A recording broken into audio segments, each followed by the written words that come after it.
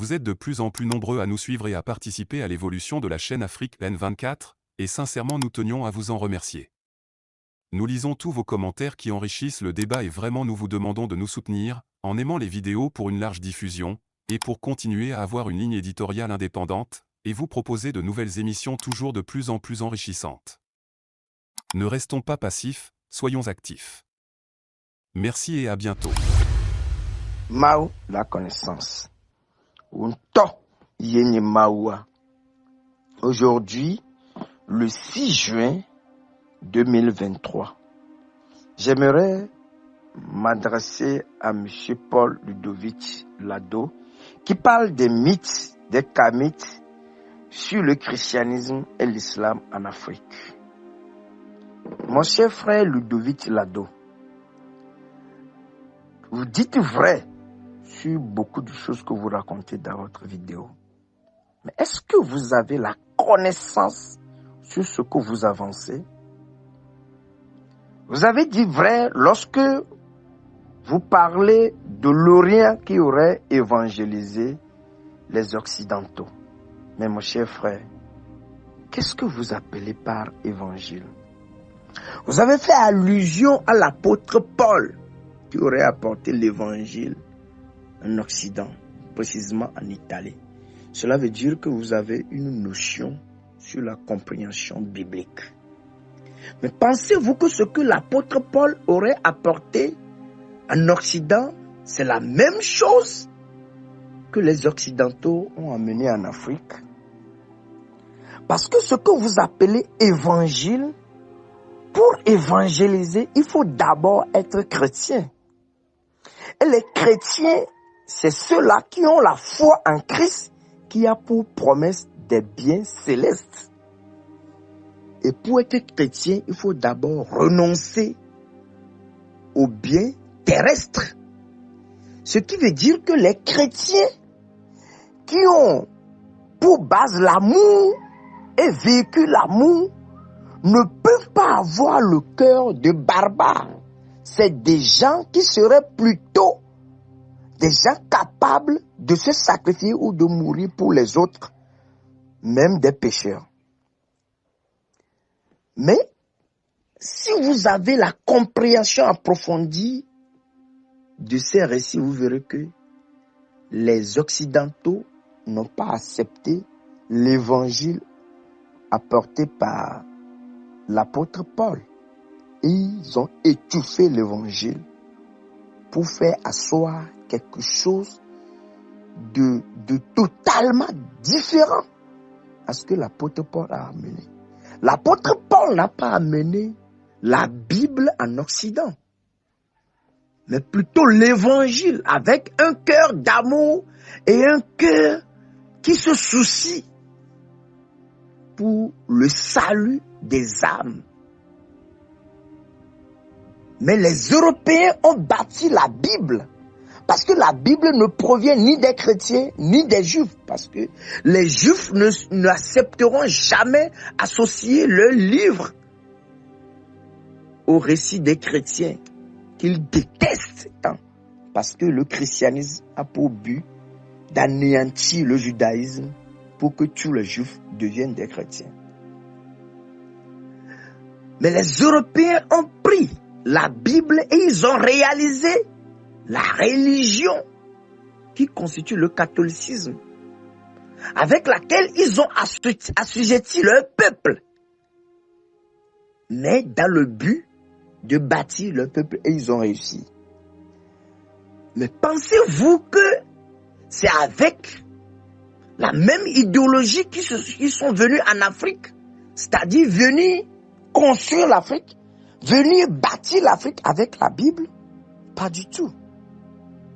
Pour prêcher l'évangile, il faut d'abord être chrétien. Un chrétien doit avoir un bon cœur envers les autres.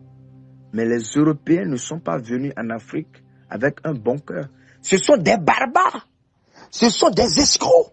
Ce sont des voleurs. Ce sont des ambitieux qui sont venus avec la Bible en Afrique dans le but d'anéantir l'Afrique. Nous le savons aujourd'hui.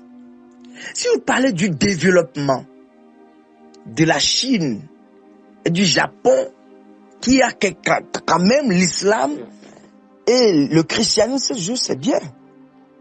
C'est bien vrai que les leaders japonais et les leaders chinois ont bâti ces pays avec la rigueur. Avec de la rigueur absolue, des sacrifices pour asseoir leurs États.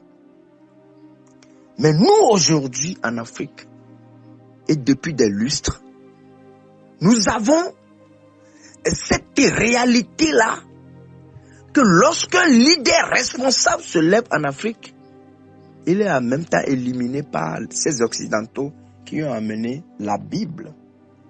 Et les États arabes ne se sont pas basés sur l'islam pour bâtir leurs États, non. Ils se sont basés sur la brutalité, le barbarisme, sur les Noirs. Ils ont pratiqué l'esclavage sur des Noirs qui constitue un barbarisme absolu, indescriptible pour bâtir leurs États.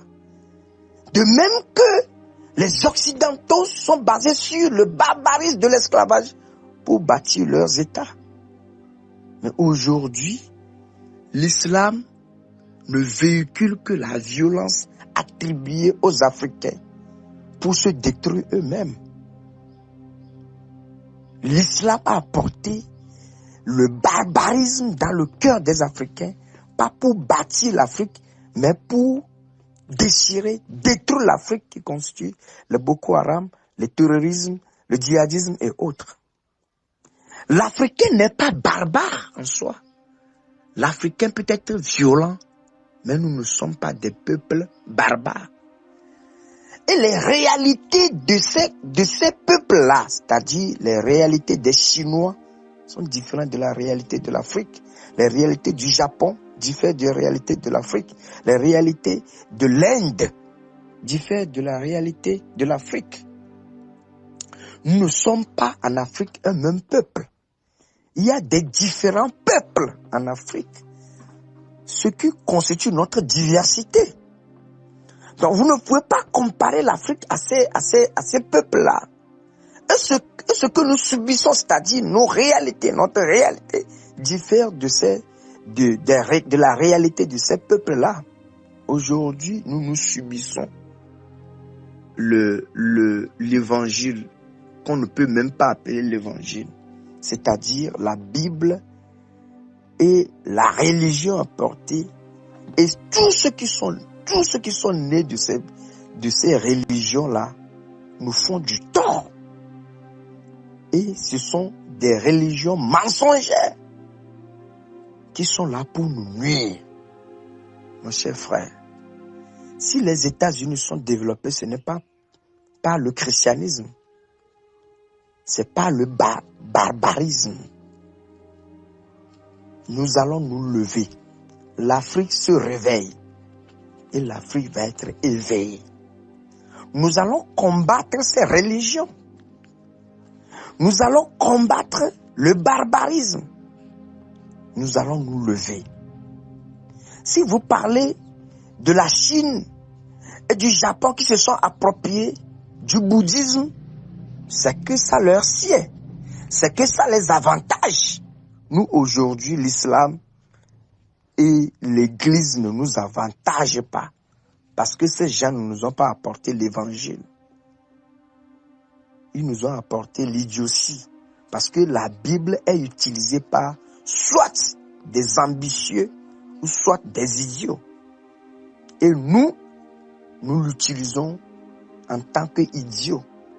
Et ce sont des rares de personnes qui se basent sur ce livre-là pour piller les autres qui constituent des aliénés. Nous allons nous lever contre cela. Nous allons démentir cela. L'Afrique se réveille et va être en état d'éveil. Gloire à nos ancêtres. Nous n'avons pas besoin du développement des Occidentaux. Le développement des Occidentaux constitue la destruction de la nature. Mais la civilisation africaine préserve la nature. Nous allons l'asseoir. Ça va se faire. Quel que soit l'agitement que vous faites, ça va se faire.